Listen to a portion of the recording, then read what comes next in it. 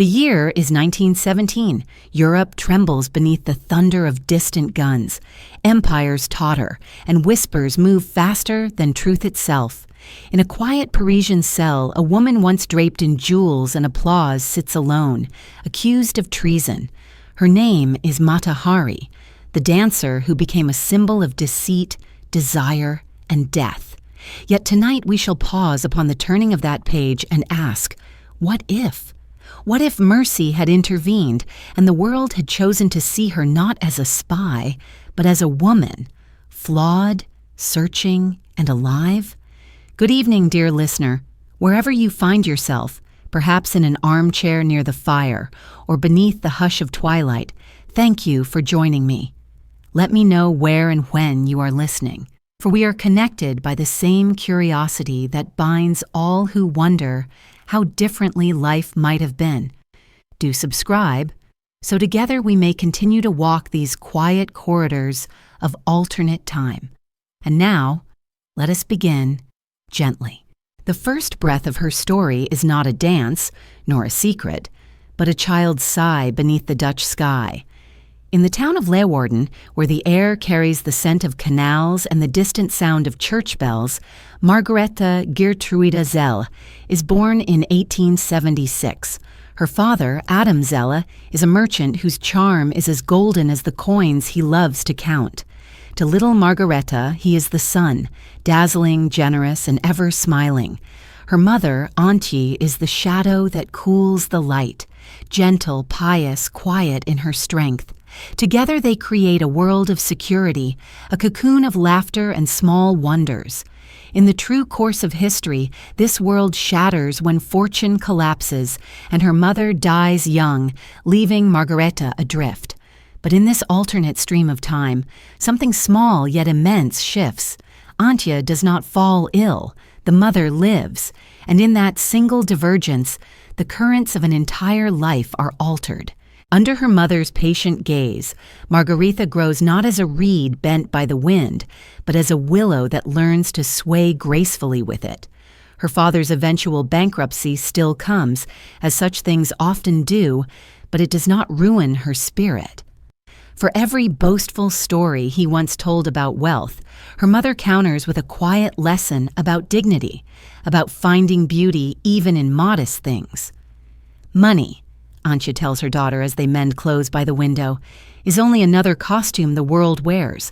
What matters is how you move when you have none. This phrase stays with the girl for the rest of her life. She does not yet know it will guide her every performance, every reinvention. She does not yet dream of silk veils or applause. She only dreams of movement, of how the body can speak when words cannot. On afternoons when the wind sweeps through the narrow streets, she dances to its rhythm, her bare feet tracing invisible stories across the wooden floor. Her father, though now humbler, still adores her. He calls her Kleine Zonnestraal, little sunbeam. But as she grows older, she begins to see that even suns cast shadows. She watches him flirt with dreams too grand, watches pride pull him away from the quiet contentment her mother embodies. And though she loves him, she begins to understand the fragility of men who mistake ambition for destiny. By her teenage years, the world beyond Leeuwarden beckons. In another history, this longing would drive her into reckless choices, a disastrous marriage, an exile, a hunger for admiration that devours peace. But here, Antje's steady hand guides her toward patience. Instead of escaping too soon, Margaretha studies. She learns languages, reads poetry, listens to traveling lecturers speak of the East Indies, of art, of philosophy. Each new word becomes a thread in the tapestry of her imagination. When she turns 16, she is sent to The Hague to stay with an uncle who manages an art gallery. There, her first encounter with the world's grandeur unfolds, not through wealth or seduction, but through paintings. She spends hours before canvases of distant lands, dancers in temples, women bathing beneath palms, the soft mirage of twilight over Java. She feels an awakening, not of desire, but of recognition. "This," she whispers one evening, "is what my soul looks like when it moves." In that quiet gallery beneath gaslight and dust, she meets her first kindred spirit, a painter named Willem de Jong. Older, reserved, fascinated by her intuitive grace, he teaches her to see how movement creates emotion even in stillness. "A hand raised halfway," he says, "can tell more truth than a speech." It is a lesson that will one day define her art, and in this version of her life, her salvation. Still, there are storms waiting beyond the edges of her innocence. Rumors of her father's failed ventures reach her. In the real world, this would have led to ruin and estrangement. But here, her mother's quiet management keeps the family afloat. Antje finds work as a seamstress, and Margareta writes letters home filled with gratitude instead of shame. She vows to repay her mother's love not with gold, but with meaning. By the time she is 20, the century itself seems poised on a threshold. Trains thunder across Europe, telegraphs hum with news of progress and empire, and the East glimmers in Western imagination like a forbidden dream. For Margaretha, the East is no fantasy. It is destiny calling softly, yet without the desperation that marked her true life. When she meets a Dutch officer, Rudolf MacLeod, it is not as a girl fleeing failure, but as a young woman curious about the world. In the world we know, their marriage would become her undoing. But that chapter belongs to the next turn of our imagined path. For now, as she stands upon the docks of Amsterdam, watching ships vanish into the mist, she feels not the dread of exile, but the promise of journey.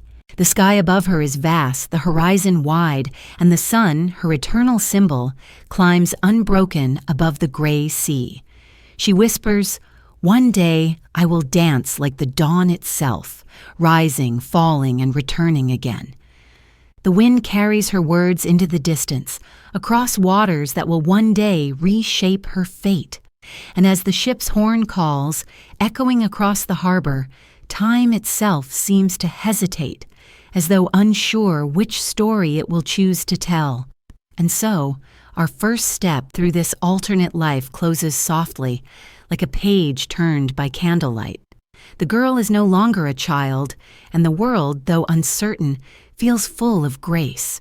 The harbor wind carried the scent of salt and coal, and Margaretha watched the ropes being drawn, her hands trembling not with fear but anticipation.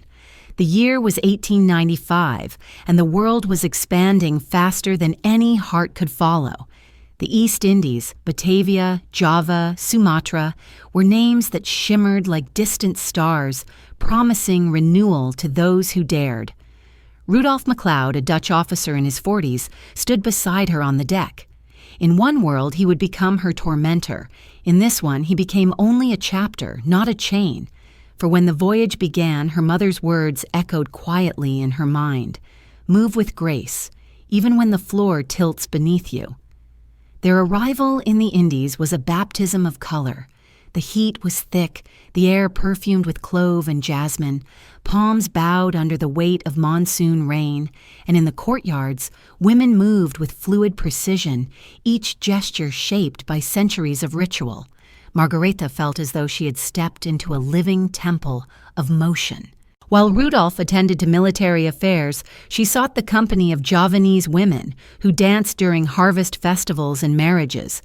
They showed her how each movement carried meaning, the tilt of the wrist, the angle of the gaze, the rhythm of the breath.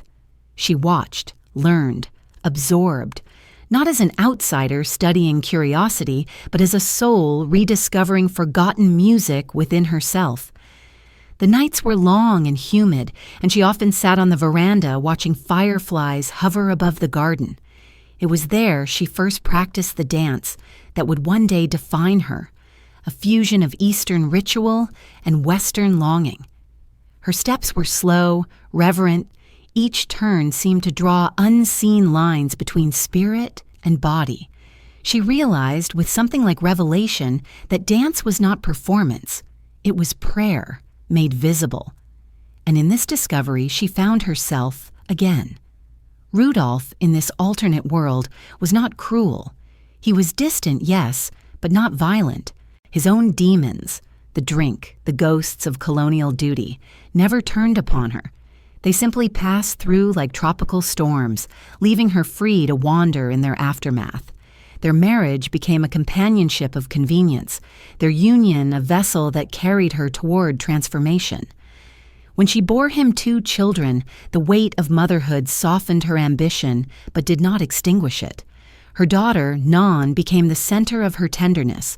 Her son, Norman, the reflection of the father she could not change. In the real world, tragedy had struck, the loss of Norman poisoned by a careless nurse, breaking her heart beyond repair. But here, in this more merciful thread of fate, the boy survived. He grew tall and inquisitive, chasing dragonflies and listening to his mother's tales of light and movement. Margarita's laughter, once rare, became music in their home. She began to perform small dances at colonial gatherings, her silks borrowed, her anklets improvised. The European wives whispered that she was peculiar, yet they could not look away. There was something sacred in her stillness, something that hinted at worlds beyond their reach. Her fame spread quietly among the colonial elite. She was invited to perform at the governor's residence, where diplomats from across Asia gathered. That night, beneath flickering lanterns, she unveiled a dance inspired by the goddess Devi, a vision of both grace and defiance. The audience, stunned into silence, felt as though they had witnessed a communion rather than entertainment. A French journalist in attendance later wrote, "The lady from Holland dances not to seduce but to remember."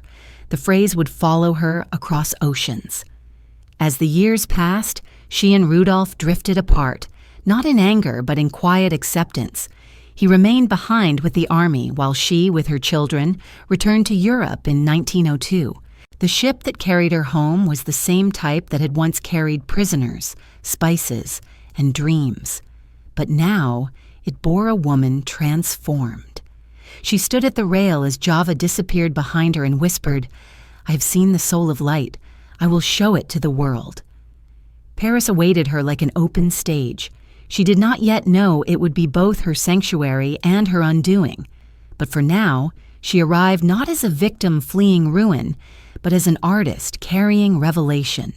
Her eyes, dark and steady, no longer searched for approval. They sought expression. She began to frequent salons and small theaters where new forms of art were taking root. Painters, poets, and philosophers debated under gas lamps. The air was thick with revolution of thought.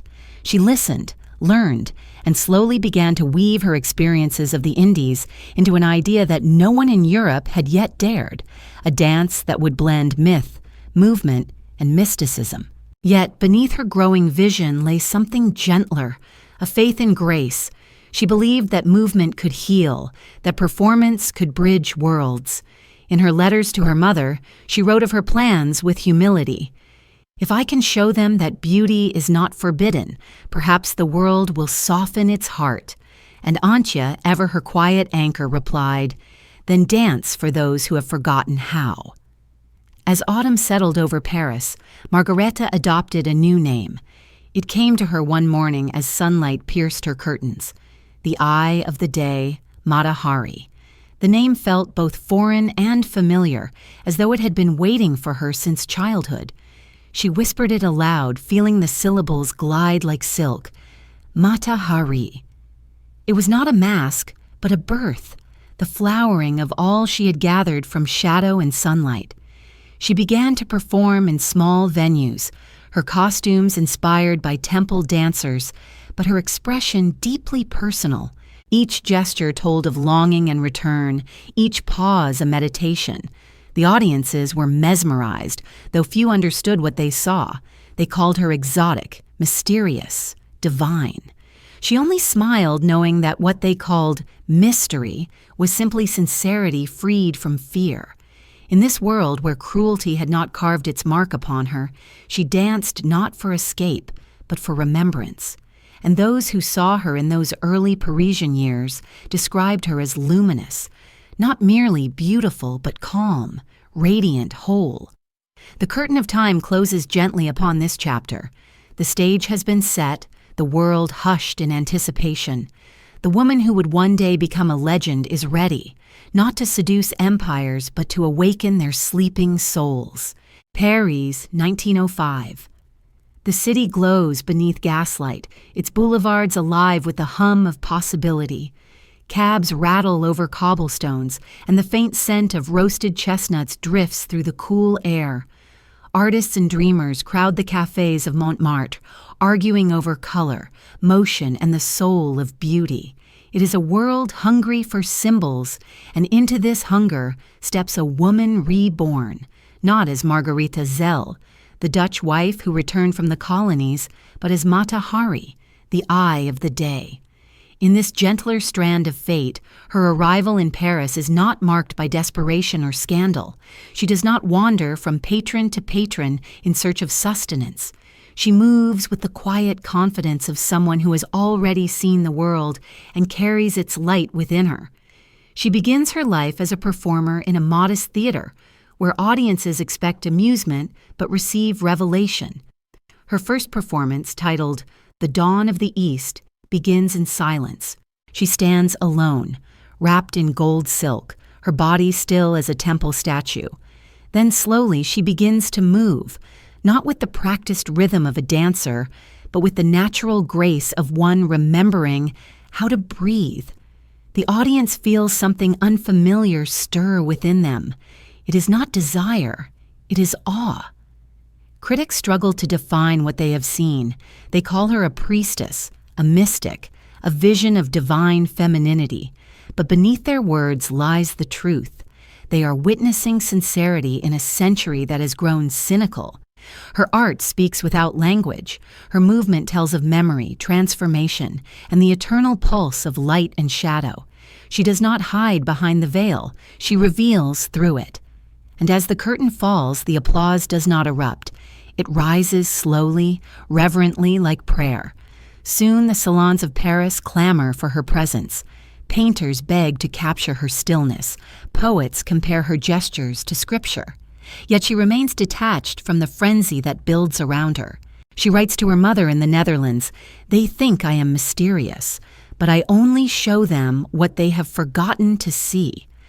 In this alternate life, she does not lose herself in fame. Instead, fame becomes her instrument. She uses it not to conquer, but to connect.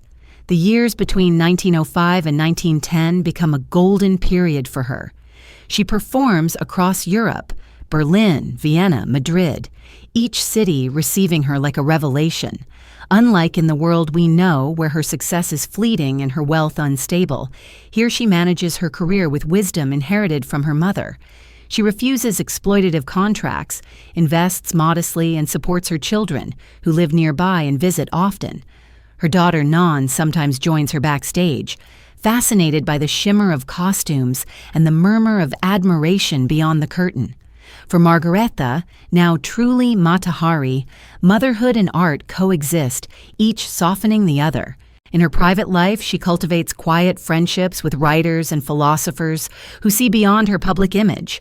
One such friend, the French essayist Paul Bourget, becomes a confidant. They spend evenings walking along the Seine, discussing the soul of Europe, the balance between modernity and spirit. He tells her that her dance reminds him of what the world has lost: ritual, reverence, stillness. She replies, "I do not dance to seduce them. I dance so they may remember what holiness feels like." Her art evolves. The veils grow fewer, the movement slower, her expression more introspective. Audiences who once came seeking scandal find instead serenity. Some leave confused, but most leave transformed. Newspapers begin to describe her as a diplomat of beauty, a bridge between civilizations. She receives letters from women who thank her for showing that the female body can be an instrument of meaning rather than temptation. A movement begins quietly, an early echo of the liberation that will come decades later, rooted not in rebellion but in grace. Still, she is not immune to loneliness. Success isolates as surely as exile. There are nights when applause fades and she returns to her apartment overlooking the Rue de Maubeuge, where silence presses against the windows. She writes in her journal, "They call me divine, but even divinity is lonely when it cannot rest." Yet even in solitude, she does not despair. Instead, she prays, not to any god, but to the rhythm itself. Dance to her has become faith incarnate, the breath of the unseen. In this timeline, she is never drawn into the perilous intrigues of espionage. Men still fall in love with her, of course, captains, diplomats, poets, but she has learned to keep her heart her own. When one admirer, a young Russian officer, proposes that she accompany him to St. Petersburg, she smiles and declines gently. "I have traveled enough," she tells him. "Now I wish only to move." Her wisdom protects her from the snares of passion that once doomed her in the world we know. By 1911, her name has become synonymous not with scandal, but with serenity. She opens a small dance school in Paris, teaching not performance, but presence. Her students learn to move in silence, to find balance between breath and thought. To dance, she tells them, is to live truthfully for a moment, and then let it go. Some nights she walks through the empty studio after class, the scent of incense lingering, and feels a quiet pride. She has built something lasting, not an empire, but a sanctuary. And yet, the world beyond her door is changing. The drumbeat of nationalism grows louder. The alliances of Europe tighten like a noose. In cafes, conversations shift from art to politics, from possibility to fear. Mata Hari senses the tremor beneath the glittering surface of society. Her performances begin to reflect it. Where once she embodied divine light, now her dances explore fragility, the impermanence of joy, the inevitability of loss. Audiences weep without knowing why. They sense what she senses, that the world is poised on the edge of something vast and terrible. Still, she does not retreat. She continues to dance, to remind those who watch that beauty and sorrow are twin reflections of the same truth. Every movement, she tells her students, is a birth and a farewell. As the curtain falls on this chapter of her imagined life, we see her standing alone in the soft glow of the theater's final light, her eyes half closed, her hands folded like wings at rest. Outside, the streets of Paris glisten after rain. The future is gathering its clouds. But for now, the eye of the day still shines, serene and undimmed. The year is 1912, and the tide of history is beginning to pull more strongly toward conflict. The empires of Europe, proud and trembling, circle each other like lions in too small a cage. Yet within this tension, a figure moves with quiet grace, unbound by borders.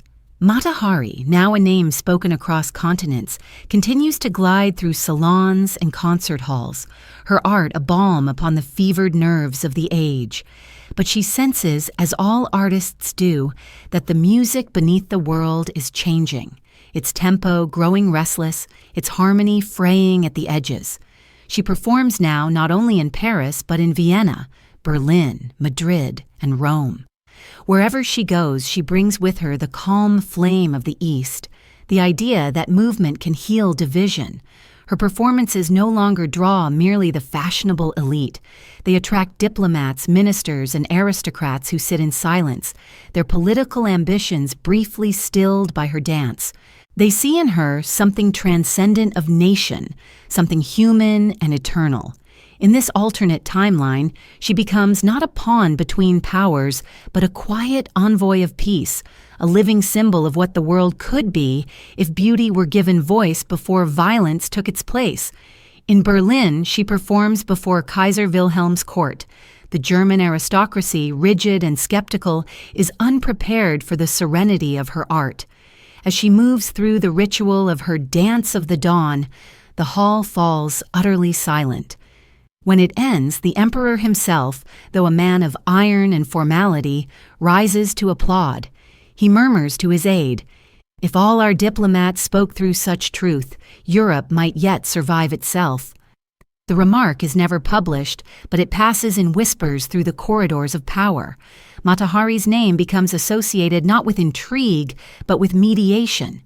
When she returns to Paris, she is greeted with admiration tinged by curiosity.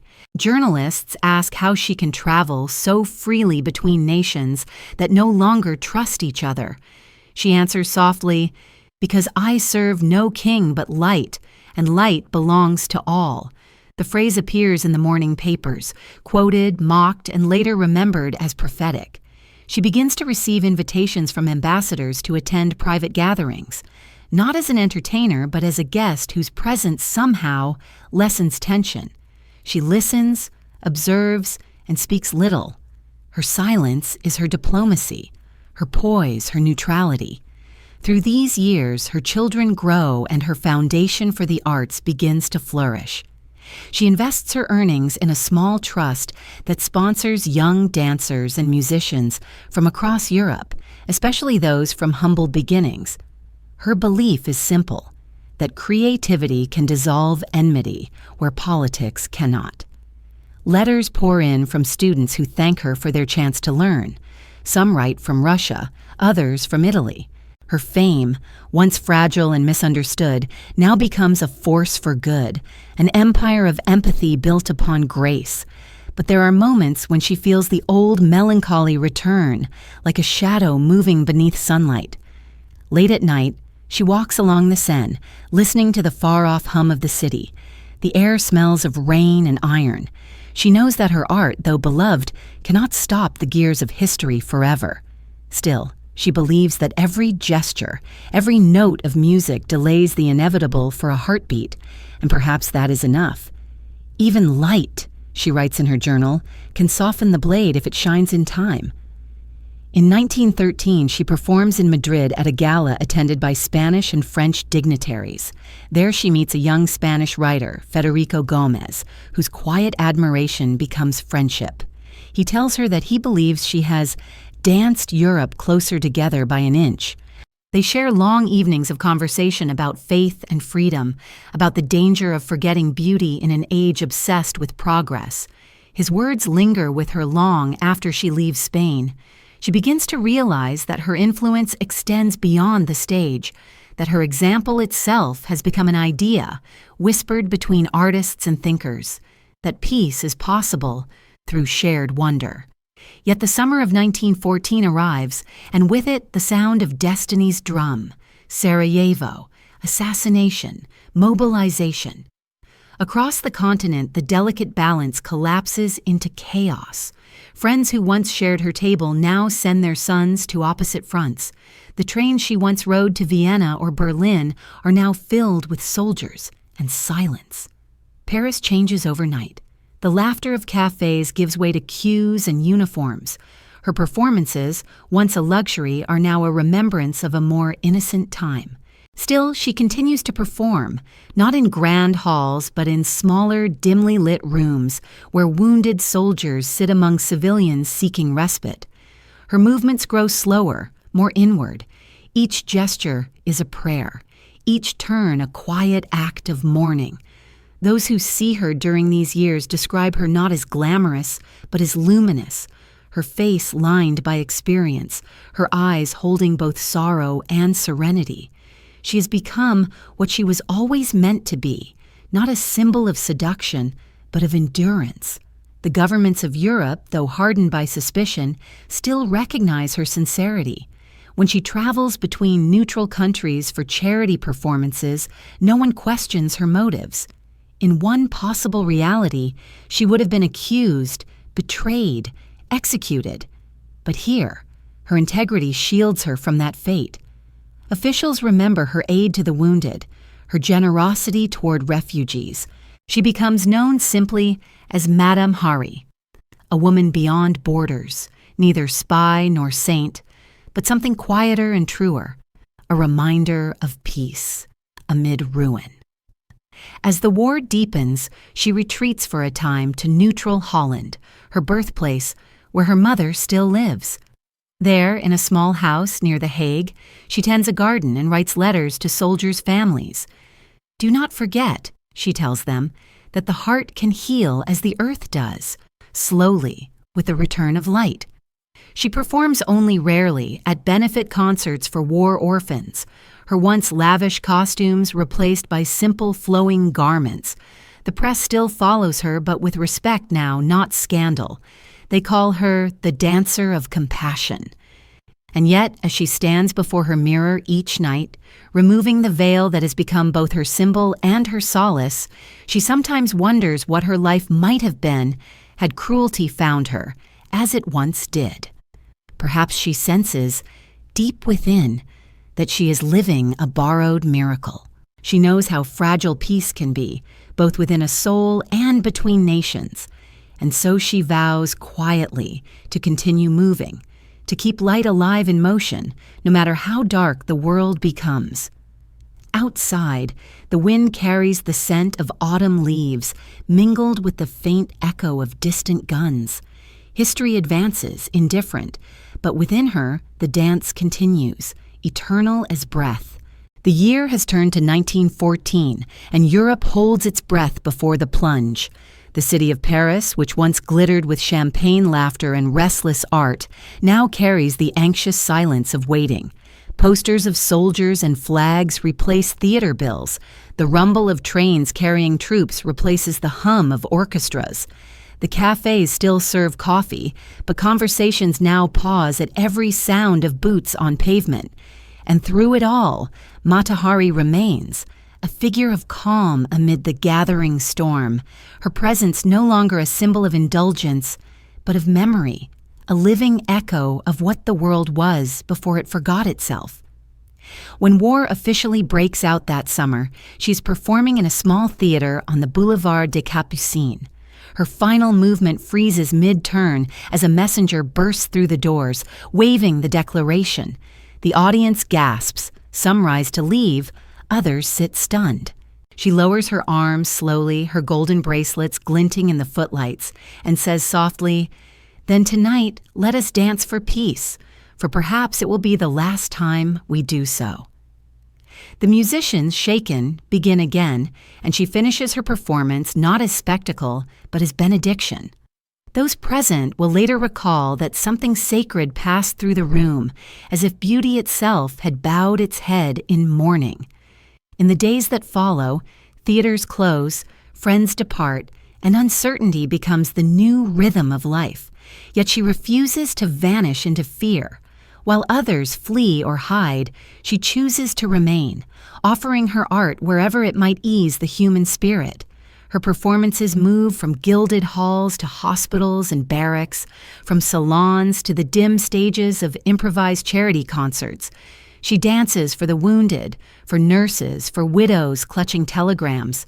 Her veils are simpler now, her movements slower, each one heavy with empathy. The soldiers watch in silence, some weeping quietly, others closing their eyes as if her gestures could lift them, even briefly, from the mud of their memories. The war alters her audience, and in doing so, alters her purpose. Once she danced to remind people of mystery.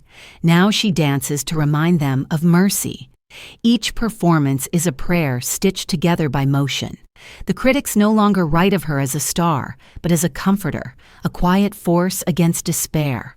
Her body, one wounded veteran will write in a letter home, seemed to speak the words that none of us could find anymore. It is perhaps the highest praise she ever receives, though she never reads it. Her son, Norman, now a young man, joins the Dutch Medical Corps, working near the front as a field assistant. His letters to her speak of exhaustion and faith, how he sees her face in every patient's moment of relief. "Mother," he writes, "when I close my eyes, I see you turning, and for a moment, everything stops hurting." Her daughter Nan helps run the Mata Hari Foundation for War Widows, distributing food and medicine across neutral borders. Their mother's legacy has grown beyond her. It has become a movement of compassion, quietly spreading where diplomacy fails. Yet even in this gentler timeline, sorrow finds its way to her. The friends she made across Europe are now scattered or lost. Her beloved companion, the Spanish writer Federico, is trapped in besieged Belgium. His letters, once filled with poetry, grow shorter, more somber.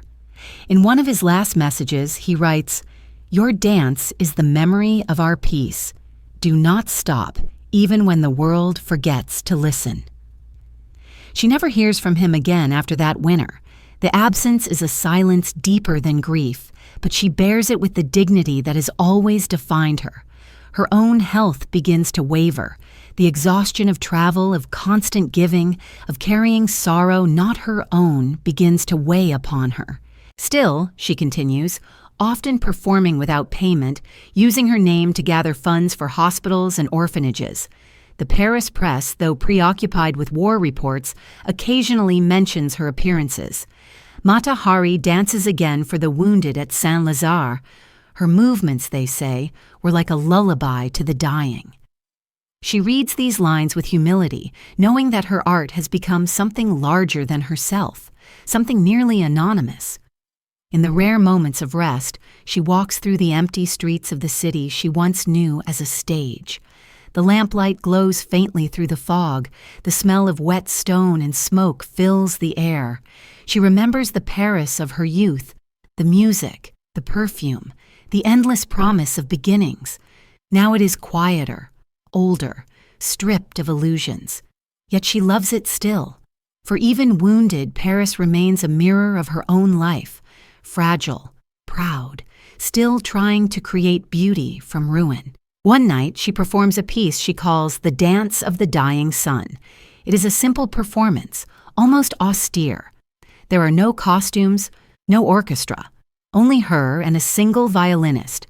The dance begins with slow, grounded movements, her arms heavy as though burdened by unseen grief.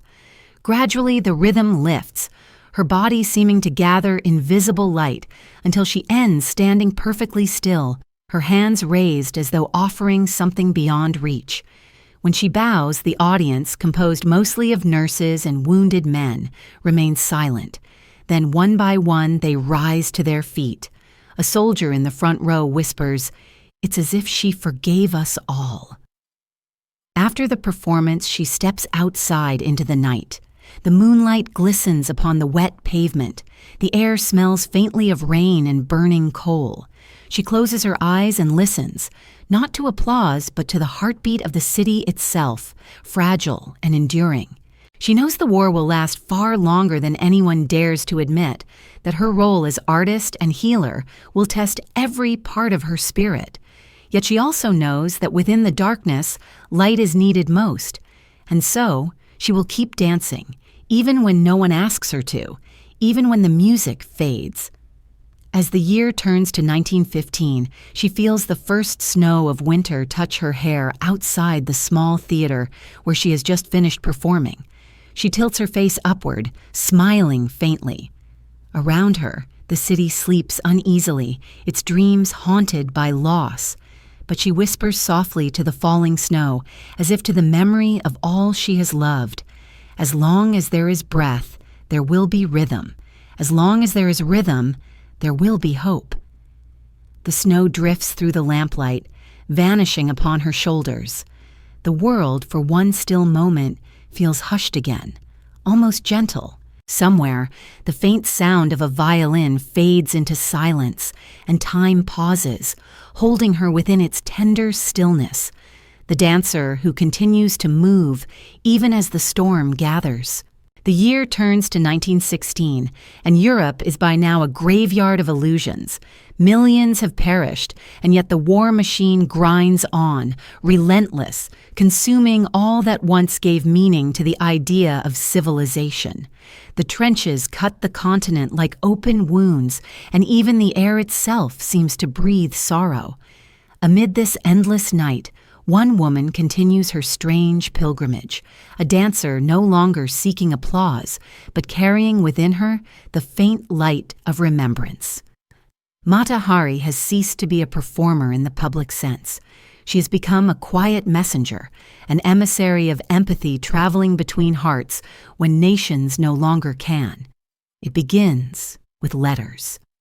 She writes them by candlelight, her handwriting graceful and deliberate, as though each stroke were a prayer. Some are addressed to military officers she once met in peacetime, others to diplomats who remember her as a guest at their tables.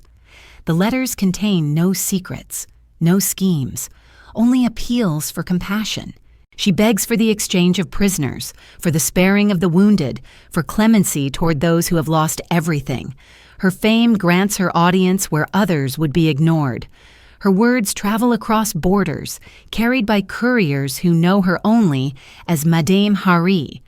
To the French, she writes of forgiveness, to the Germans, of humanity, to the Dutch and Swiss, of duty to peace. Her letters are not political documents, but confessions of faith in beauty, in mercy, in the fragile dignity of man. Some of them reach their destinations, others vanish into bureaucratic silence, but a few, just enough, find their mark. There are prisoners who owe their release to her unseen hand, children who are returned to mothers through her intervention. She never seeks recognition. To those who thank her, she simply replies, "I am only a messenger of the light that still remains." In Paris, she helps organize a series of charity galas, not for entertainment, but for remembrance. The proceeds are used to fund the care of amputees and widows. Her dance now bears the solemnity of ritual, stripped of ornament. She performs barefoot, dressed in plain white cloth, her movements slow and circular, like the turning of seasons. The critics describe it as a prayer made visible. The audiences, weary of blood and propaganda, find in her performances something almost sacred, a reminder that the body, once freed from violence, can still express grace. Her reputation begins to shift once more, this time into legend. The press calls her Europe's conscience in motion. In Germany, some accuse her of sentimentality. In France, others whisper that she is too sympathetic toward the enemy. But those who meet her in person speak only of serenity. She listens more than she speaks. In her company, even generals seem to breathe more slowly. She moves through their presence like still water, reflecting without judging. Among her correspondents is a French colonel named Etienne Lefebvre, who once attended one of her early performances. His letters, initially formal, soon become intimate, not of romance, but of shared understanding. He writes to her about the burden of command, about the despair of sending men to die. She replies with gentleness, reminding him that compassion is not weakness, but the last proof of humanity. Their exchange lasts months, carried through neutral hands, and though they never meet, he becomes one of her fiercest defenders when rumors later stir about her loyalties. The war presses on, and Mata Hari divides her time between Paris and The Hague. In both cities, she lives simply, surviving on modest savings and the occasional performance for charity. Her health wanes, but her spirit seems to deepen. She begins keeping a small notebook of reflections, fragments of poetry, and prayers. In one entry, she writes, "If I die tomorrow, let it not be said that I betrayed anyone. I have served only beauty, and beauty betrays no one." The words carry the quiet weight of prophecy, though in this gentler path of history, her end will not come with gunfire, but with grace. Her foundation for war widows expands beyond her own vision. Volunteers from across Europe take up the cause, sending supplies to families displaced by the conflict. They name their growing network the Circle of Light. She becomes its symbolic figurehead, though she often insists, "I am not the circle, only the breath that moves within it." Governments tolerate her work because they cannot deny its results. In hospitals across Belgium and France, her organization's insignia, a simple sun rising over a horizon, is recognized as a mark of mercy. Yet even the purest light must navigate shadow. There are whispers that she uses her connections to influence decisions, that her correspondence crosses too many lines between warring nations. She knows the danger of perception, how easily admiration can turn into suspicion. But unlike in the real world, where such whispers led her to doom, here they are, countered by the quiet voices of those she has helped. Colonels, ambassadors, and widows all speak in her defense, and her reputation endures. The bullet that history once loaded with her name is never fired. Instead, her story becomes one of endurance rather than tragedy. By late 1916, she is exhausted but resolute. Her letters have become shorter, her writing more fragile. She now ends each one with the same phrase, "Light endures." Those two words begin to appear in newspapers, graffiti, and pamphlets, quoted by soldiers and civilians alike. To many, she becomes less a person and more an emblem, the embodiment of the fragile decency that war has not yet destroyed. One December evening, she sits by the window of her small apartment in Paris, the candle nearly spent. Snow falls softly outside, muting the sounds of the street. She opens one of her returned letters, a reply from a German officer thanking her for securing his wife's release from a camp. It is signed simply, "In gratitude for your courage." She folds the letter carefully, presses it to her lips, and whispers, "No courage, only love." Then she closes her eyes, listening to the faint echo of distant bells. In the silence that follows, she realizes that she has become something more than the sum of her past selves, the girl from Leeuwarden, the young wife in Java, the celebrated dancer, the exile. She is now, in truth, Mata Hari, the eye of the day, the witness to both human cruelty and compassion. And in her quiet endurance, she has proven that even amid the darkest night, one can still move toward the dawn. The candle flickers once, then steadies. Outside, the snow continues to fall, blanketing the weary city in peace it cannot yet understand. The first months of 1917 unfold like a slow fever. Europe bleeds and waits, unsure whether the end will come from exhaustion or surrender. Rumors flutter through cities like restless birds, rumors of spies, traitors, secret codes, invisible hands guiding invisible wars. In Paris, suspicion has become a form of survival. Neighbors whisper before speaking, and every stranger is a potential enemy. Yet in this atmosphere, thick with distrust, one name remains untarnished. Mata Hari still walks the boulevards unafraid, her face serene beneath a black veil. She is recognized, still admired, but also watched, not with malice, but with the wary awe reserved for those who seem untouched by chaos. Her charity work has made her both beloved and inconvenient. She crosses borders to deliver aid, speaks with soldiers from opposing sides, writes letters that slip through censors by sheer force of goodwill. To many, she is a symbol of compassion. To a few, she is a question mark they do not know how to answer. And it is from that uncertainty that danger is born. One afternoon, while she visits a wounded officer in a Paris hospital, two men in plain coats wait for her outside. They follow her carriage, their expressions tight with suspicion. In another history, they would arrest her, and her name would become a synonym for betrayal.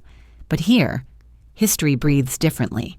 Colonel Etienne Lefebvre, the same officer who has exchanged letters with her for months, intervenes before the mistake can take root. He meets her in his office at the Ministry of War, the air thick with cigarette smoke and the weight of unspoken tension. "Madam," he says, his voice low but kind, "there are those who misunderstand your movements. They see your letters, your travel, your foreign friends. They imagine ghosts where there are none." She looks at him calmly, her hands folded on her lap. "And you, Colonel?" she asks softly. "Do you see ghosts too?" He shakes his head. "No," he replies. "I see a woman who believes that love can still pass through a world at war. But not everyone can understand such faith." There's a long pause, the kind that decides destinies. Then he adds, almost to himself, "She is guilty only of believing too deeply in peace." That single sentence, uttered in the quiet of that room, becomes her salvation. The report that might have condemned her is quietly burned. The investigation that might have ended her life is never begun. A few officers murmur that the colonel has been blinded by charm, but his reputation is ironclad, and the rumor dies before it can spread. For the first time in months, the wheel of history hesitates, and a bullet meant for her name dissolves into smoke. Mata Hari learns of the danger only later, through a whisper carried by one of her acquaintances. She never asks for details, never seeks to know how close she came to ruin. In her heart, she feels both gratitude and sorrow. Gratitude that grace has spared her, sorrow that such suspicion has become the language of her age. She writes one final letter to Lefebvre, thanking him not for protection but for understanding.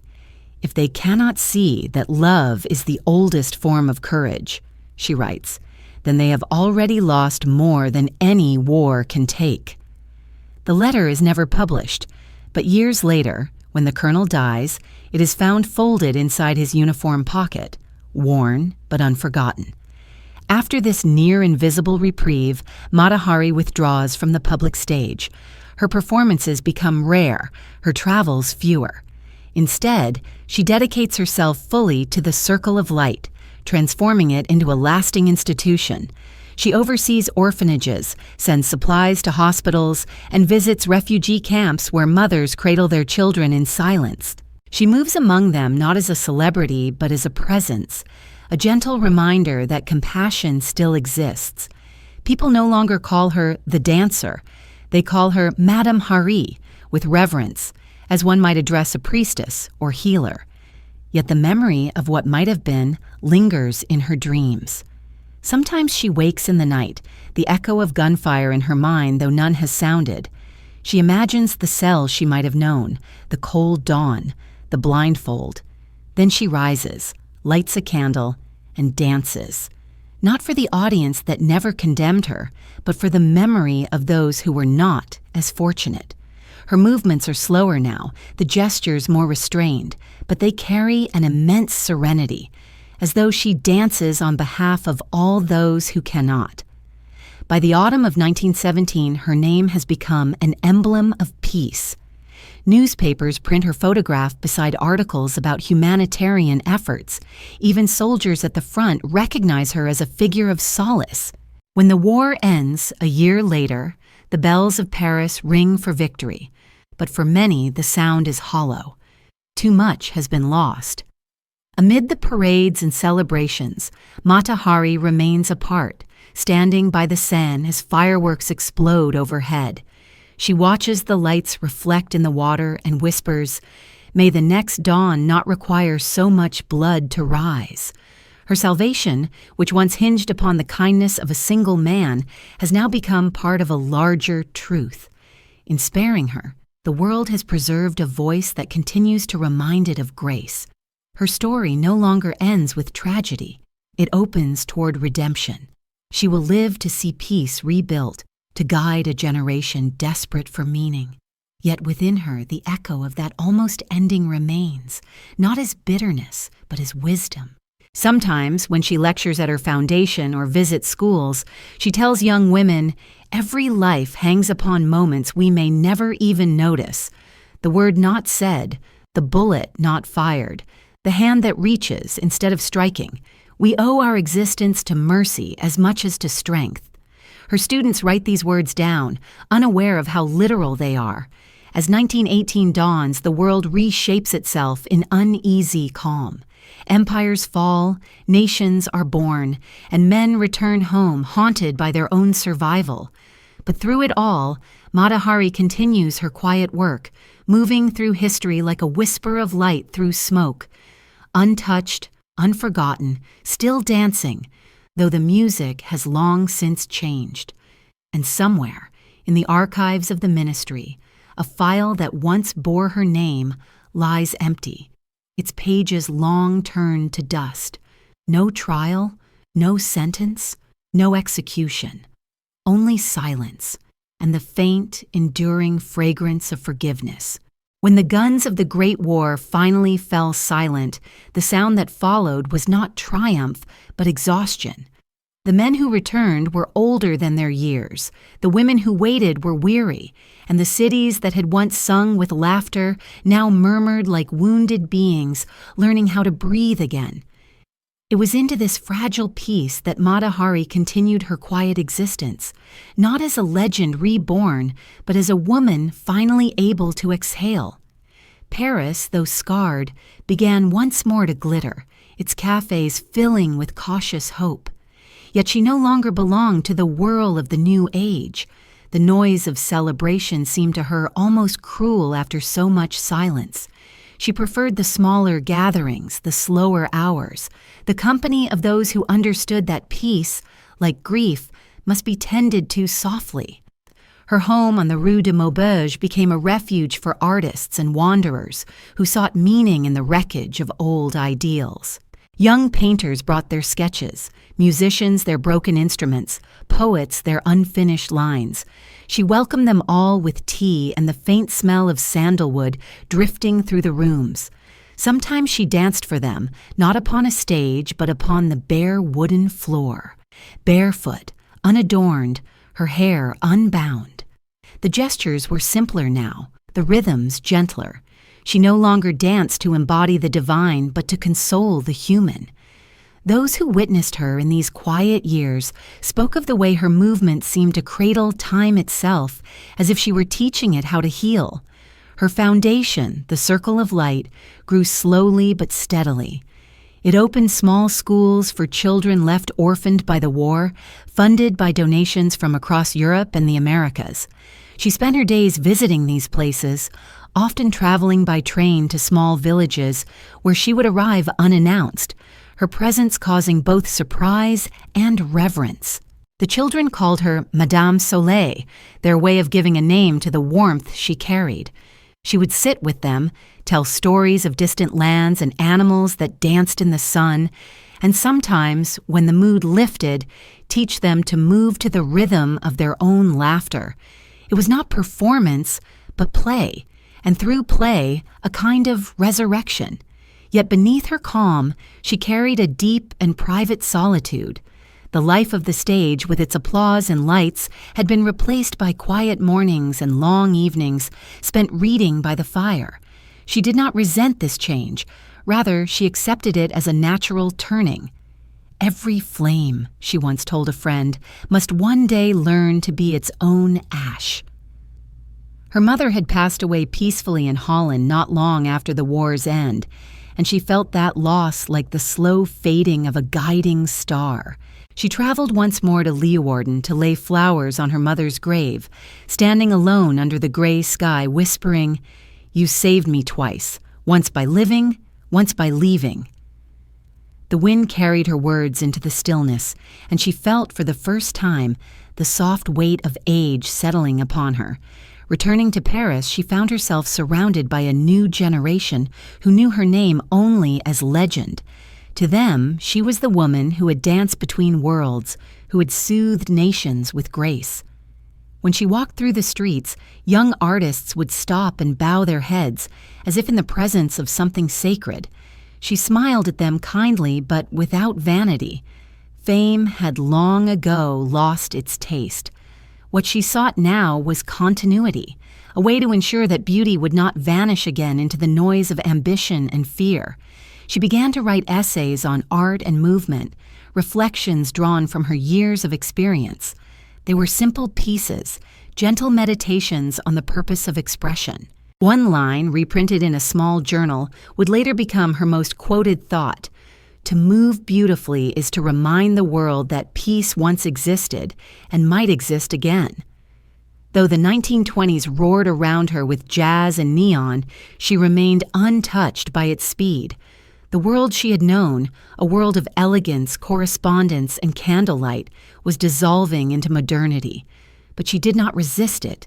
She merely stepped aside, choosing the margins where memory could still breathe. Occasionally, she accepted invitations to speak at gatherings of artists or philosophers. Her voice, low and calm, carried the authority of someone who had lived through the century's madness and emerged gentler rather than harder. "The modern world," she once told a crowded hall, "runs so fast it no longer hears its own heartbeat. Dance, perhaps, is only a way to listen again." She grew thinner as the decade passed, her once dark hair streaked with silver, her body frailer but her eyes no less luminous. Those who visited her often left feeling lighter, as though they had stepped for a moment outside of time. Evenings in her salon became ritualistic. A few candles lit, a gramophone murmuring faintly, her guests gathered close as she recited verses from Tagore or Verlaine. The world beyond her windows spun faster each year, but within those walls it seemed to slow, to remember. Occasionally, she would receive letters from admirers who asked for advice, or from former soldiers who still carried fragments of her performances in their memories. One wrote, "When you danced for us in that hospital, I believed for a moment that my soul still belonged to me." She kept these letters tied in a blue ribbon, reading them on nights when loneliness pressed too close. They were proof that her life, though shaped by rumor, spared by fate, had meant something more enduring than fame. As the 1930s approached, she began to withdraw further, though never into bitterness. She moved to a smaller house near the outskirts of Paris, where the mornings were filled with birdsong and the afternoons with silence. Her closest friends visited often, bringing news of the changing world, the rise of new leaders, the unease creeping once more across borders. She listened but did not comment. "The world," she said one evening, "is like a dancer who has forgotten her first step, so she stumbles again and again, searching for the rhythm she lost." Her voice was neither angry nor sorrowful, only tired with knowing. By now, her students from earlier years had become teachers themselves, spreading her approach to movement throughout Europe. Some called it Danse du Souvenir, the dance of remembrance. Through them, her legacy deepened, subtle yet unbreakable. She no longer needed to perform, for her art was alive in others, echoing quietly across classrooms and small stages. And so the years passed in calm succession. Time, which had once chased her, now walked beside her gently. She spent her last middle years in near seclusion, tending her garden, reading the Bhagavad Gita, writing reflections no one would see until long after her death. If she thought often of the life she might have lived, the tragedy that never came, she kept those thoughts private. She knew that the world's mercy was a fragile thing, and she carried it carefully, as one carries a sacred flame through wind. Each evening as the sun slipped behind the city, she would step into her garden and raise her hands to the fading light, her movements slow and deliberate, like prayer. To those who watched from the windows across the street, it seemed as though she were greeting the twilight itself, still dancing, still faithful to the rhythm that had once saved her life. By the early 1920s, Europe had entered a strange twilight. The war had ended, but its ghosts had not yet dispersed. The cafes of Paris brimmed again with laughter, but beneath that laughter lay exhaustion. The world seemed desperate to dance again, to forget, to rebuild some illusion of joy. Yet for those who had truly seen the abyss, celebration alone was not enough. Among them was Mata Hari, now past the age of fame, her beauty softened by time but deepened by wisdom. She watched the new age unfold around her with gentle curiosity, the flapper dresses, the jazz, the thrill of speed and invention. They were all part of the same yearning, she thought, the human attempt to prove that it could still feel alive. But she sensed something else, too, the quiet ache that still lingered in those who had returned from the war, men and women who smiled but could not sleep, who walked through the day as if carrying invisible burdens. They came to her foundation for help, widows, orphans, soldiers trembling from memories that no longer had names. She listened to them with patience, never asking for details, for she knew that grief rarely speaks in words. Instead, she began to experiment with something she called motion memory, a form of expression that allowed the body to speak what the heart could not. At first, it was simple movement, a turn of the wrist, a lifting of the head, a slow exhalation that mirrored release. But soon it evolved into a language of its own, guided by rhythm and breath. She would gather small groups in her garden or in the quiet halls of her foundation and say, "Do not think of dancing, think of remembering. let your body remember what your mind has hidden. What began as an instinct became a form of therapy long before the term existed. Scholars and physicians took notice. Some dismissed her ideas as mystical indulgence, but a few, curious psychologists from Vienna and Berlin, came to observe. They saw that when her participants moved, they wept, laughed, and sometimes fell silent with an expression of peace, long unseen. Her sessions became a bridge between art and healing. She was invited to lecture at gatherings of physicians and philosophers, speaking not with authority but with lived understanding. The body, she told them, does not lie. When it moves truthfully, it tells the soul it may rest. Her words struck something in those who had spent years dissecting the human mind. They began to write about her work in journals, calling it therapeutic dance, a union of ancient ritual and modern psychology. Though she took no credit for invention, the term spread, and her name quietly entered the language of healing. She collaborated with early pioneers in the study of trauma, helping soldiers who could not speak of what they had seen. To them, she was not Mata Hari the legend, but simply Margaretha, a woman who understood silence. She guided them through slow sequences of movement, teaching them to breathe again, to trust their own bodies. Sometimes she would close her eyes as they moved and whisper, "There. That is life returning."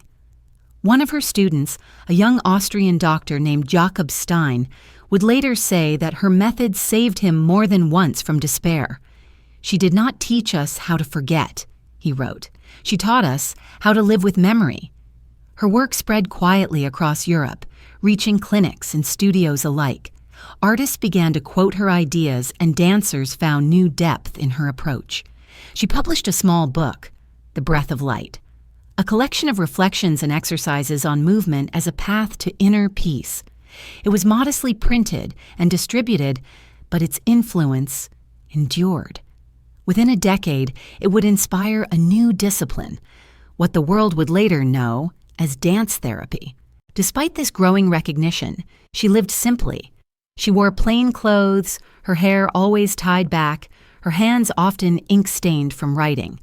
Those who came to her expecting a figure of exotic mystery found instead a woman of calm warmth, with a smile that disarmed all pretense. She rarely spoke of her past, and when asked about her famous performances, she would only say, "That was another kind of medicine. This one is quieter, but perhaps more lasting." The years were kind in their own way. She found herself surrounded by students and companions who revered her not as an idol but as a guide. They called her Mother of Movement, though she gently protested the title. She insisted she was still a student herself, still learning from those she taught. Her humility became her strength, her serenity her authority. And through it all, she never ceased to dance, not upon the grand stages of her youth, but in the intimate rhythm of her teaching. Sometimes, when the room emptied and the lamps burned low, she would move alone, not for anyone's eyes, but for the invisible thread that connected her to all she had ever been. She would raise her arms slowly, feel the air gather around her, and remember the nights of applause, the eyes that once watched her with wonder, the narrow escape from death that had granted her this quieter grace. The music was only memory now, but her body still remembered. She knew she was no longer the dancer the world had once adored, yet she had become something rarer, a witness. Her life had turned from performance into prayer, from spectacle into stillness. "Perhaps," she wrote in her final notebook of that decade, "I was never meant to be a mystery, but a mirror. In each movement I see not myself, but the world learning again to breathe." By the close of the 1920s, her health had begun to falter, yet her reputation grew stronger. Physicians, writers, and artists continued to visit her for counsel. Some would later recall the feeling of stepping into her presence as stepping into a pool of sunlight. Soft, patient, undeniable. Her art, once condemned as scandalous, had become a path toward healing. The dancer who had once embodied the fears of a suspicious world now embodied its hope. And as the decade ended and a new, uncertain one began to rise, she often looked toward the horizon and wondered how many more storms history would summon. "It never ends," she whispered once to a friend, "but neither does the light." The 1930s dawned with both promise and foreboding, and Mata Hari, now in her 50s, felt the world shifting once again beneath her feet. The rhythm of peace she had helped nurture seemed to falter as the tempo of human restlessness returned. Europe glittered with new inventions, new freedoms, new art, but beneath the brilliance, a subtle darkness moved, a current of anger and fear that she recognized from a lifetime ago. She watched the world's pulse quicken once more, and in her heart she knew what such trembling often meant. Yet amid the gathering unease, something unexpected entered her life, a tenderness she had not thought to feel again. It began quietly, as most salvations do.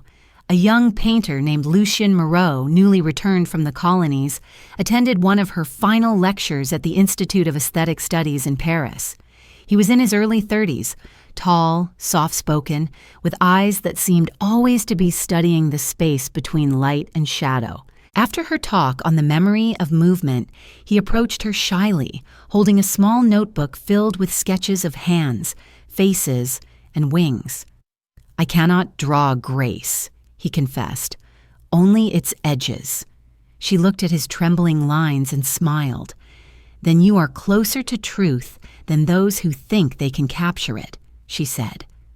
That conversation began a companionship that grew into something deeper, though neither of them named it for a long time.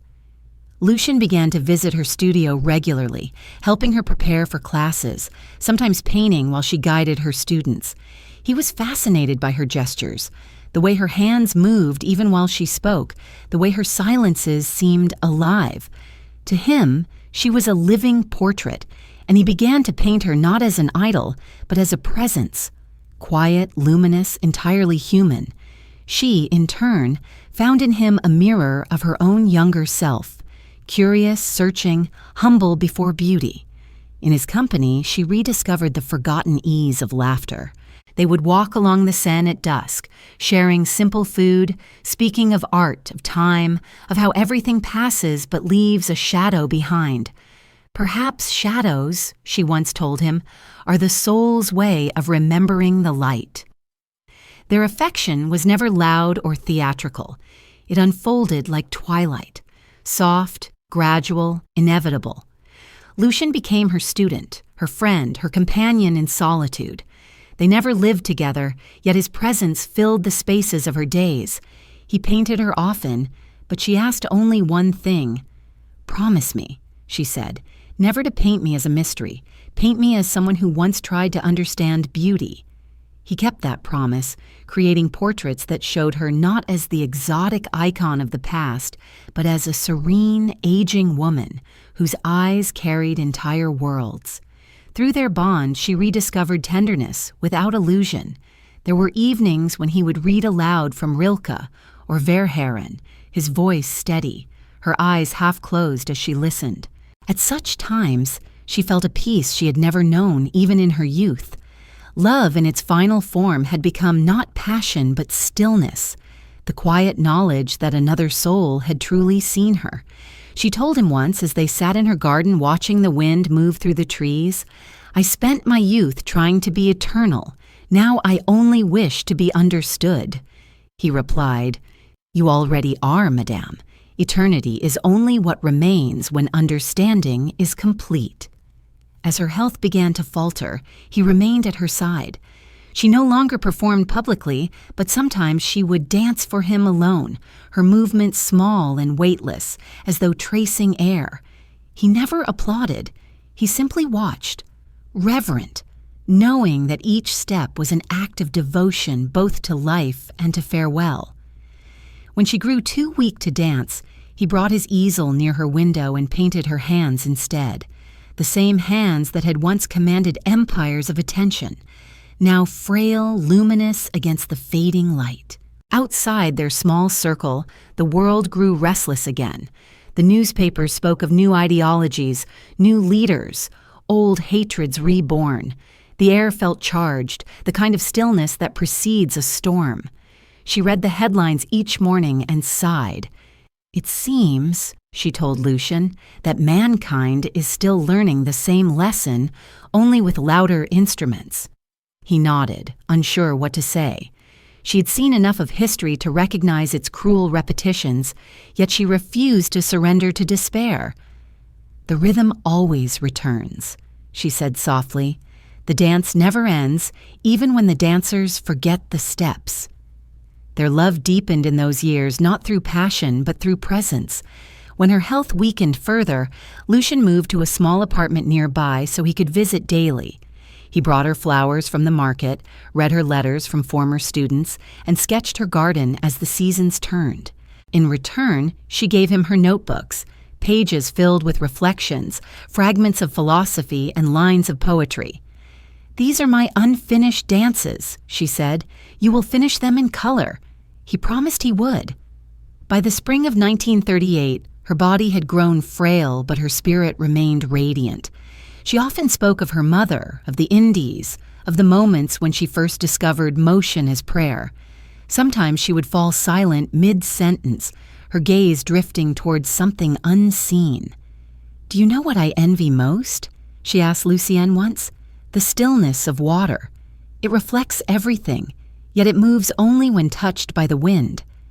He held her hand and whispered, "Then perhaps you are water, and the world has been your wind."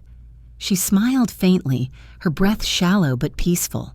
The last portrait he painted of her showed her seated by the window, dressed in white, the afternoon light falling gently across her face. Her eyes were closed, her hands folded in her lap as though mid-prayer.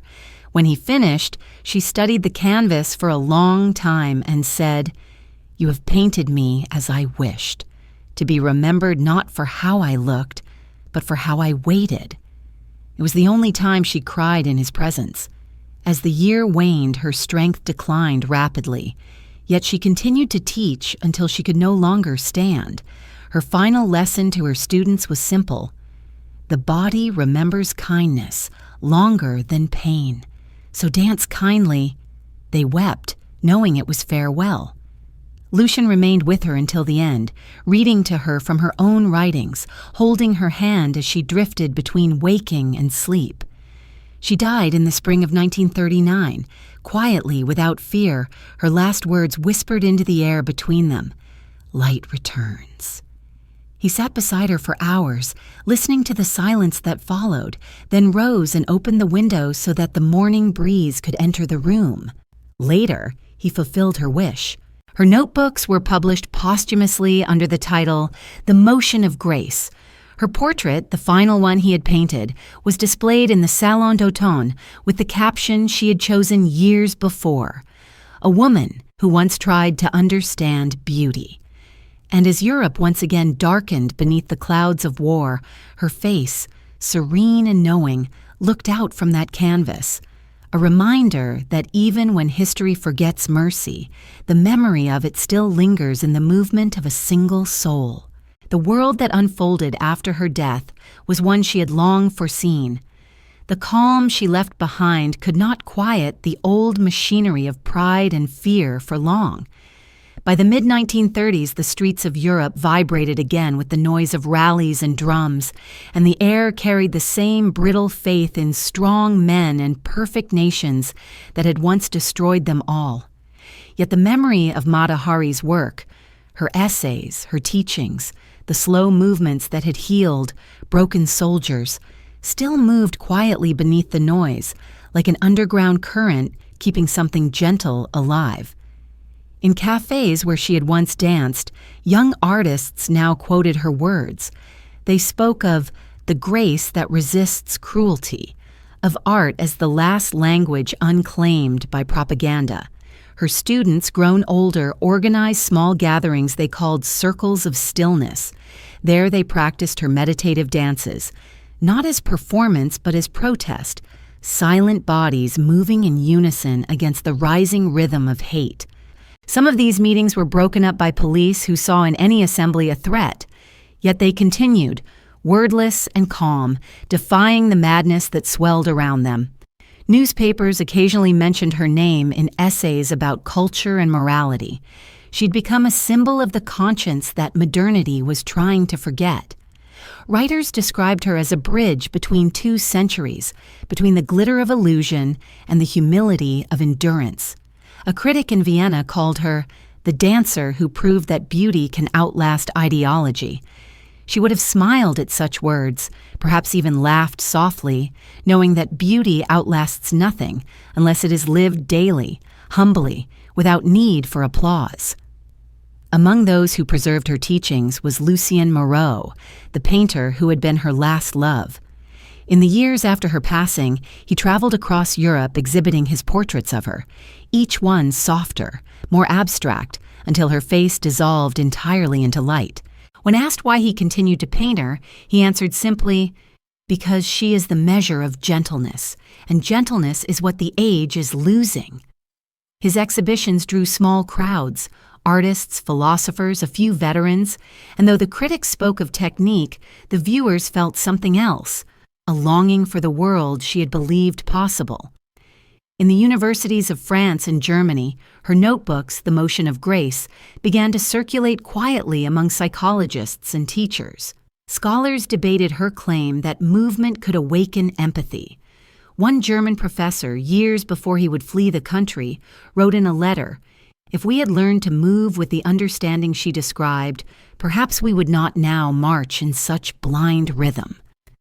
The line, copied into other letters, became a private lament among those who saw the darkness returning. Meanwhile, governments reshaped borders, industries flourished, and the hunger for certainty grew.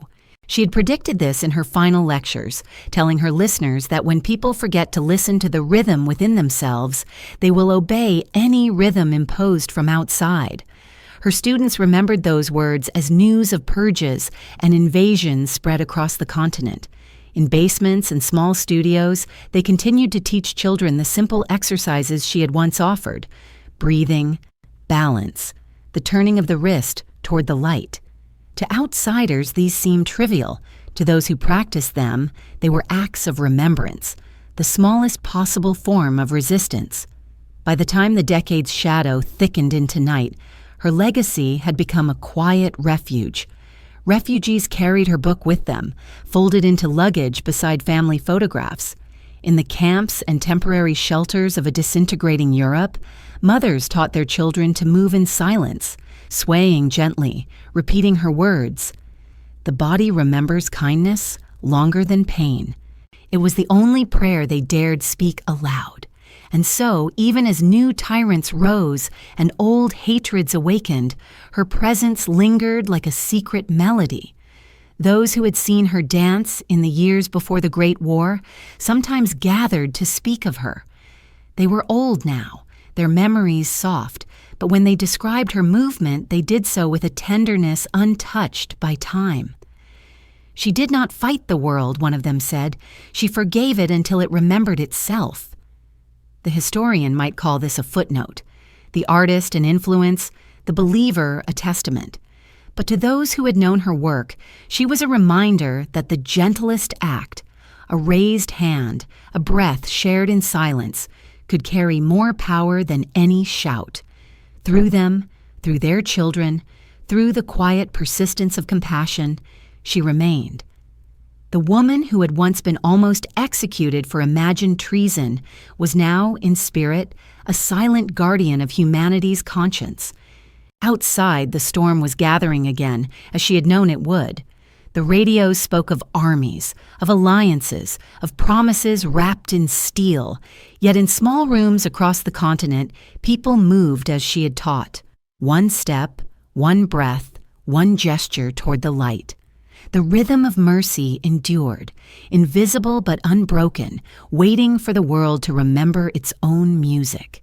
When the storm finally broke, it did so without warning, as though the world had been holding its breath for too long.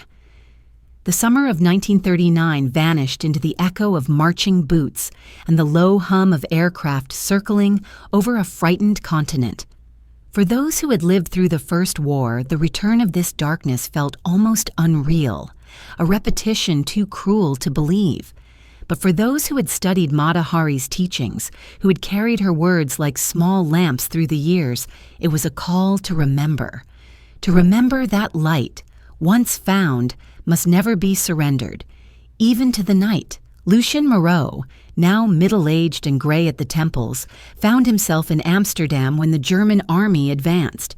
He'd gone there to curate an exhibition of her drawings and writings, believing that art might still bring calm to a weary people. When the occupation began, he refused to flee. Instead, he stayed in a small house that had once belonged to her foundation, one of the last remnants of the Circle of Light. In its cellar, he hid the children of friends, young dancers and musicians marked for disappearance. On the walls, faded photographs of Mata Hari watched over them, her poised hands, her calm face, her half-smile that seemed to whisper patience. It was as if her spirit, long gone from the earth, had taken root there among them. Her words, copied from her notebooks, hung above the staircase. The body remembers kindness longer than pain. Whenever fear tightened their throats, Lucien would repeat it softly. "She believed this," he would say, "and so must we."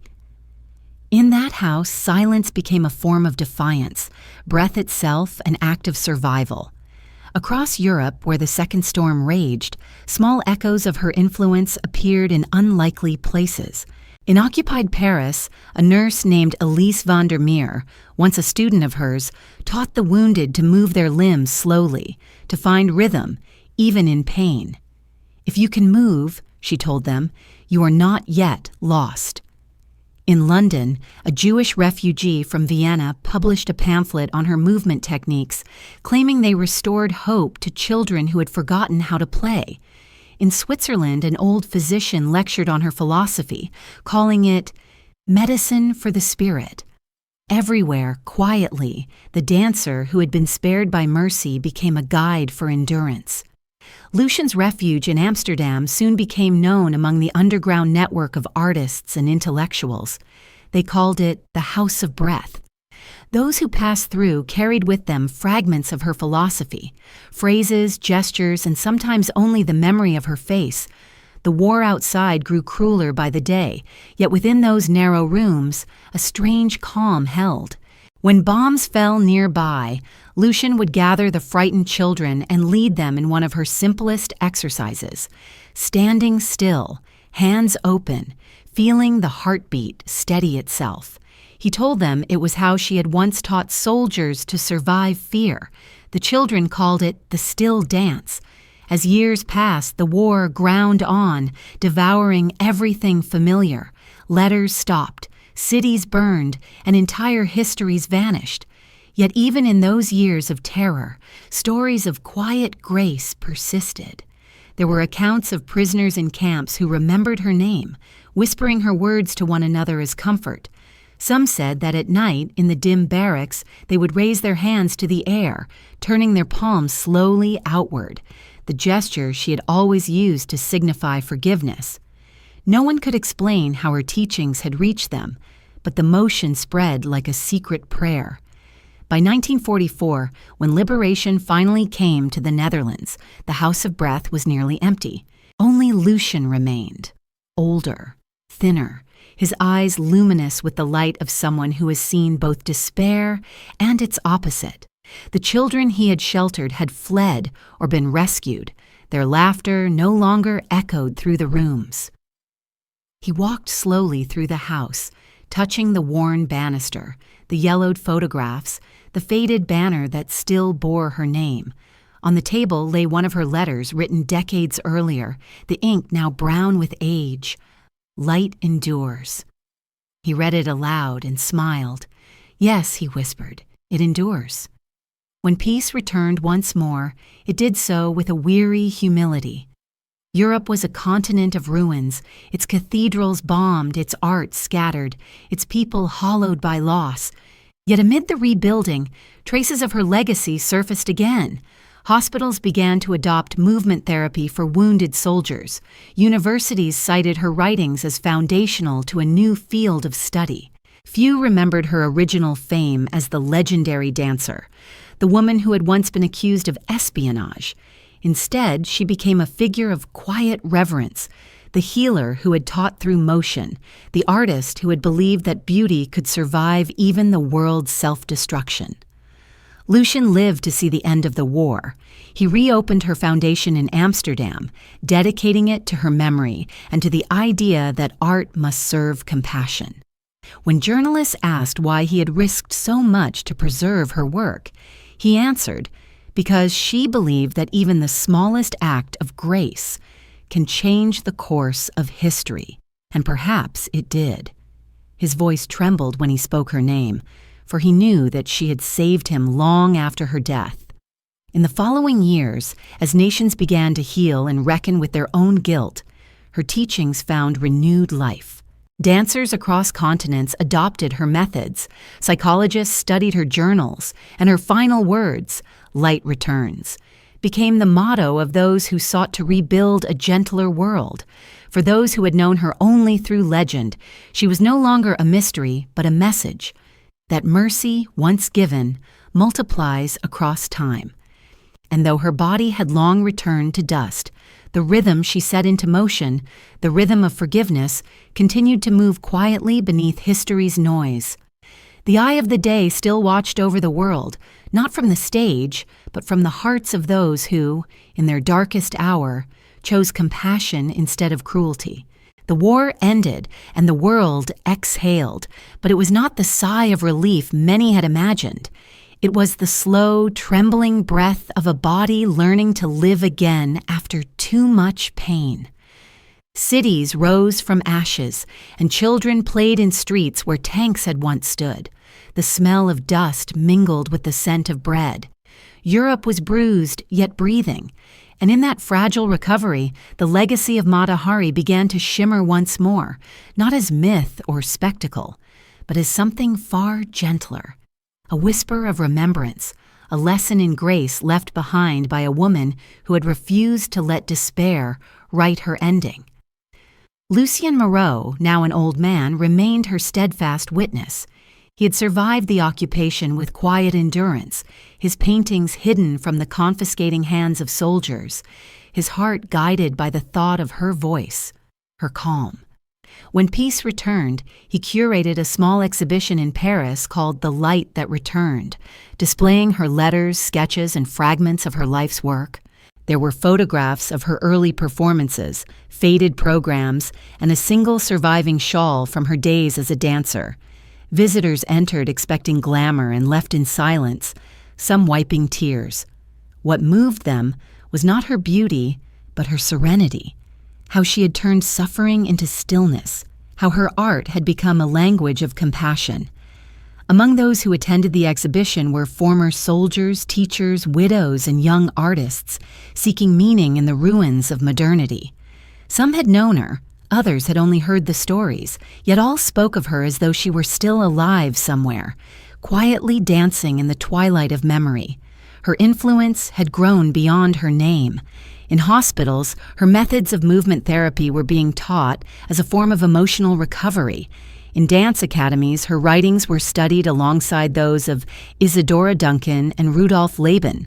And in the quiet hearts of those who had survived the war, she had become a kind of saint, not canonized by church or state, but by experience.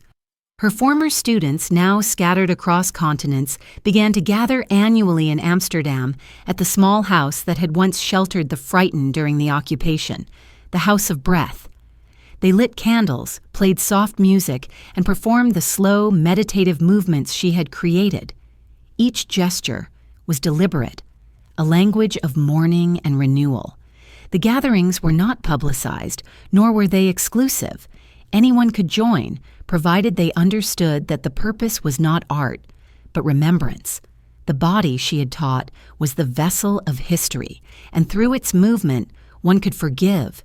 These gatherings grew quietly over time, evolving into a worldwide circle of dancers, healers, and philosophers who continued to carry her message into the decades ahead. Lucian attended every gathering until his final years, always bringing one of his paintings of her to place at the center of the room. In his later works, she no longer had a face, only light. She became what she believed in, he would say softly when asked about the abstraction. She dissolved into what she served. His last painting, completed just months before his death, was titled The Eye of the Day, Returning. It showed no figure at all, only the faint suggestion of motion, like wind rippling through silk. By the 1950s, Mata Hari's story had passed into a new generation, but not as the tale of a doomed seductress or a treacherous spy. That version of her life had vanished with the cruelty that had once nearly claimed it. Instead, her name appeared in journals of philosophy and art therapy, her image restored as a woman who had chosen compassion over fear. Scholars described her as a pioneer of embodied empathy, and her philosophy was quietly reintroduced in universities, rebuilding their humanities departments. To the younger thinkers of that time, she represented a bridge between eras, a reminder that the soul, too, needed rehabilitation after war. Still, there were those who sought to sensationalize her, to reclaim the scandal that history had erased. But such efforts never caught hold. The world had changed. It had seen too much death to hunger for another tragedy. The audiences that once craved scandal now longed for meaning. And in that longing, Mata Hari remained untouchable. Her life reimagined, her death rewritten, her spirit remembered not for what she suffered, but for what she gave. In 1957, on the 15th anniversary of her passing, a small bronze statue was unveiled in her birthplace of Leeuwarden.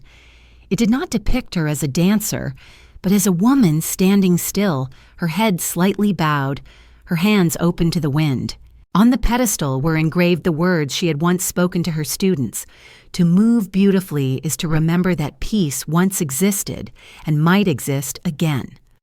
The ceremony was simple, attended by children from the local schools, veterans, and a handful of aging artists. As the mayor spoke of her contributions to art and healing, the wind shifted, carrying with it a light rain. The children raised their hands instinctively, palms open, mirroring the statue's gesture, a spontaneous act of imitation that seemed, for a moment, to make her presence visible again. That evening, as the town quieted and the lamps glowed in the mist, an old woman passing the statue paused and whispered, "She dances still." And indeed she did, though not upon any stage, not beneath the eyes of kings or generals, but in the quiet gestures of those who had learned to move with compassion. Her dance had become eternal, repeated not in performance but in living, passed from heart to heart like a rhythm older than fear. By the time Lucian passed away in 1960, her foundation had grown into an international network of art and therapy centers. His final act was to ensure that her teachings would never again be lost to suspicion or neglect. He donated her letters and manuscripts to museums and universities, securing her place not as a myth, but as a philosopher of movement. In his final diary entry, he wrote, "The world has finally learned to see her as she was, neither saint nor sinner, but the space between where humanity breathes." And so, after a lifetime of misunderstanding, Mata Hari was at last granted what she had always sought: peace. Her story ended not in gunfire, but in the quiet of candlelight. Her image not as an object of judgment, but as a reminder of endurance. She became the stillness that remains after the music fades, the whisper of light that returns when the darkness has spent itself. As decades passed, the image of Mata Hari began to drift further from its earthly origins and into the realm of collective imagination. Yet, in this gentler world where she had been spared, no shadow of scandal followed her name. Her survival had rewritten not only her own fate, but the texture of culture itself. The story of the treacherous temptress, of the femme fatale whose beauty devoured empires, never took root in this version of the 20th century. There were still spies, still tragedies, still stories of betrayal whispered between nations, but the face that had once embodied suspicion was now the symbol of its opposite. The archetype of the deceitful woman, so long used to justify mistrust and control, faded into obscurity, replaced by a quieter vision, the woman as bridge, as listener, as reconciler. Cinema, that new art form which had learned so much from myth, grew differently in her absence. The silver screen of the 1920s and 30s no longer needed to project the fantasy of the dangerous enchantress.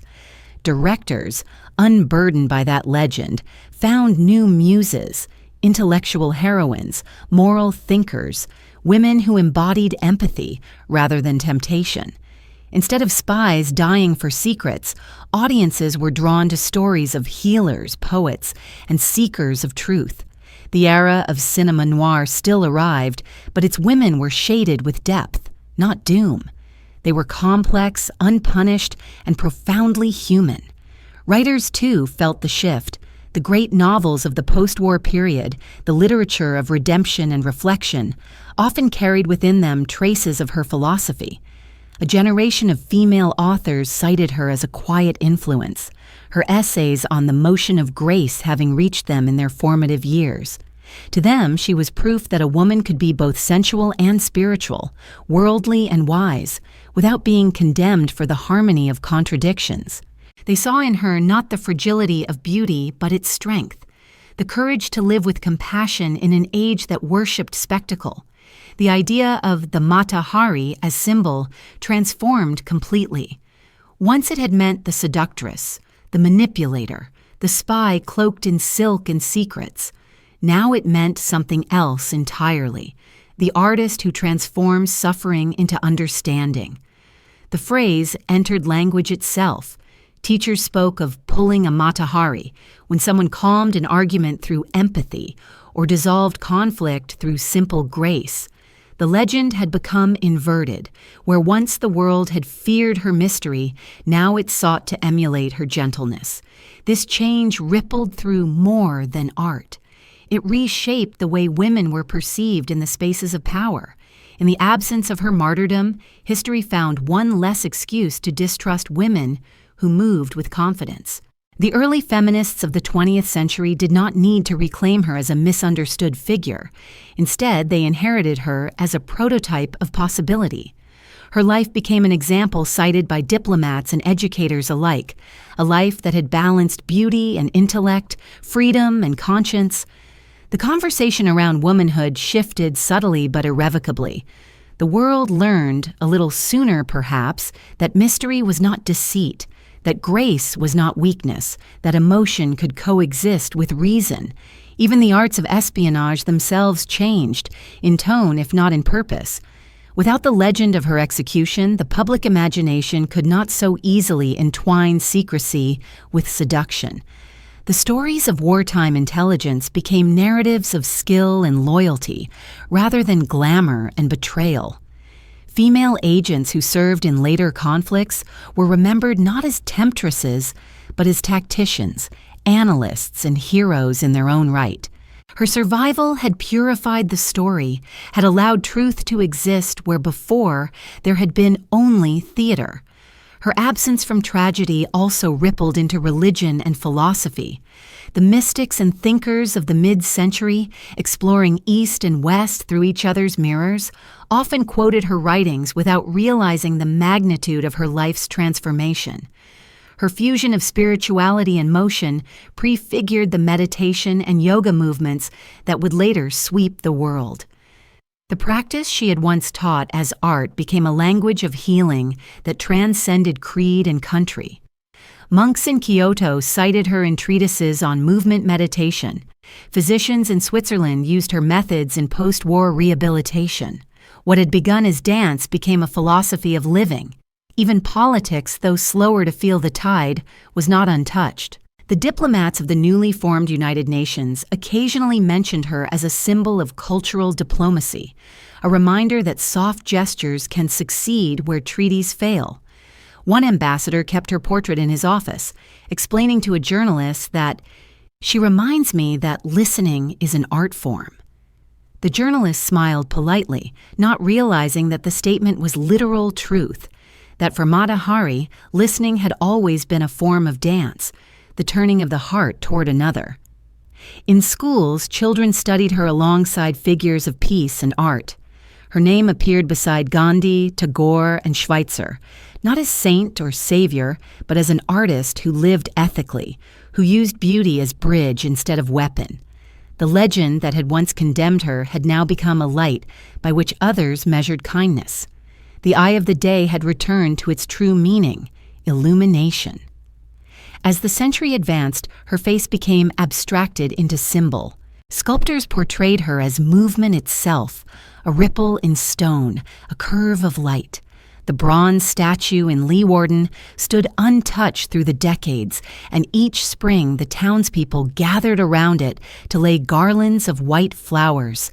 Dancers would perform before it in silence, their gestures slow and deliberate, mirroring the grace that had outlasted history. They did not dance to commemorate her death, for there was no death to remember. They danced to celebrate endurance, the rhythm that had passed from her body into the world's own breath.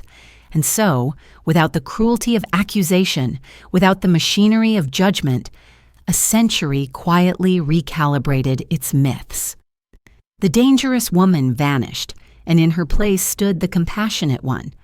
The archetype changed, and with it, a little piece of humanity softened. No one could say whether this alteration saved the world from its own future griefs, whether wars were shortened, hearts opened, injustices prevented. But those who traced the lines of history backward could see it clearly. The mercy once granted to one woman had rippled outward, shaping how the world imagined itself. Because she had been spared, the myth of female guilt never found its fullest bloom. Because she had lived, art had spoken more softly. And though the world still stumbled, as it always will, it did so with a little more grace. By the time the 20th century drew to its close, her writings were translated into dozens of languages. Dancers and therapists invoked her teachings without even realizing that they once belonged to a single woman, long gone, but never lost. Somewhere, in a quiet studio where the floor still echoes with slow, deliberate footsteps, her rhythm endures. Her dream, that movement could heal, that beauty could reconcile, that empathy could endure, has become so woven into the world's pulse that no one remembers a time before it. And perhaps that is the truest victory of all, to have one's name fade, but one's grace remain. Time, ever patient and impartial, moved onward, carrying with it the fragments of a world reshaped not by power, but by a single act of mercy.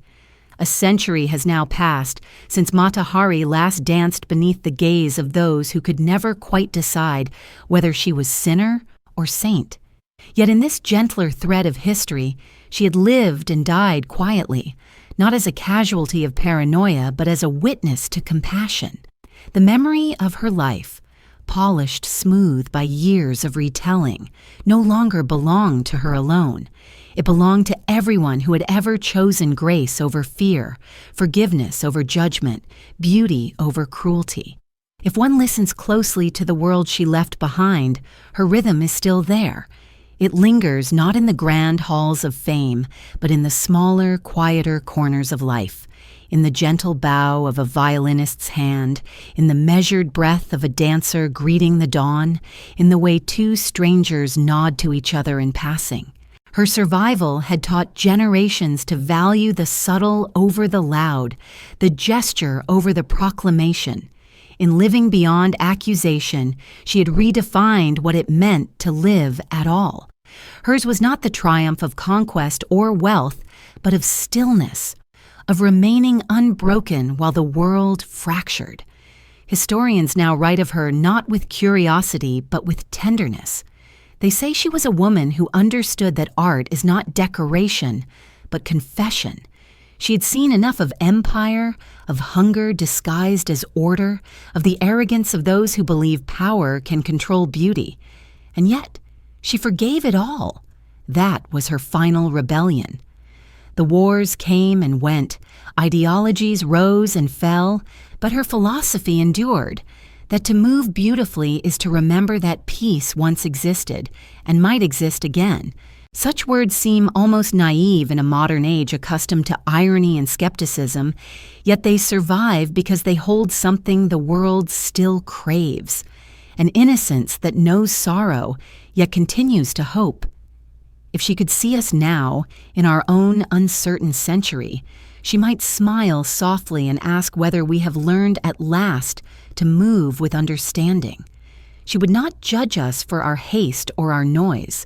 She would perhaps ask us to pause, to feel the ground beneath our feet, the breath within our chest, and remember that every motion carries history, every silence carries memory. For she believed that humanity's redemption was not hidden in grand acts, but in the small, deliberate gestures of everyday mercy. There are those who claim that her legacy lies in the evolution of modern dance, in the therapies she inspired, in the generations of artists who found meaning in movement. And perhaps that is true, but her deeper legacy, the one less spoken of, resides in the quiet shift she caused in how the world imagines the soul. By refusing to be reduced to scandal or spectacle, she reminded us that mystery need not be feared, that beauty can exist without possession, that love, true love, is simply the courage to understand. At the museum in Leeuwarden, where her statue stands beside the canal, the tourists still come. Some know her name, others only the legend rewritten by time. The guide speaks softly of her art, her charity, her philosophies. But when the tour moves on and the evening light drifts over the water, something else happens. The wind stirs the flowers at her feet, the leaves rustle faintly, and the reflection of the bronze figure trembles upon the canal's surface. For a fleeting moment, it seems as though she moves again, not in the elaborate grace of performance, but in the quiet rhythm of nature itself. The sun, sinking low, catches her face in gold, and the light lingers as if unwilling to let her go. And perhaps that is her truest immortality. Not that she lived differently, but that the world did. That one life spared from cruelty can soften the century that follows, and that mercy, once granted, ripples outward endlessly, touching hearts that will never know the name of the one who began it. She had once written in her final notebook, "Light does not conquer darkness. It endures it until the darkness grows tired." And so it was with her legacy. It endured. As the curtain of time falls once more upon her story, we are left not with tragedy, but with reflection. What if, she had asked in another age, compassion were given before judgment? What if understanding, once offered, changed everything that came after? The answer lies not in history books, but in the gentle movements of all who still believe in kindness. For every act of forgiveness, every hand extended instead of clenched, every artist who dares to create in a world that destroys, each of these is a step in her eternal dance. So as the lights fade and the music quiets, we stand together on the edge of silence. Somewhere beyond words, she moves still, her shadow folded into dawn, her breath carried by the rhythm of all who came after.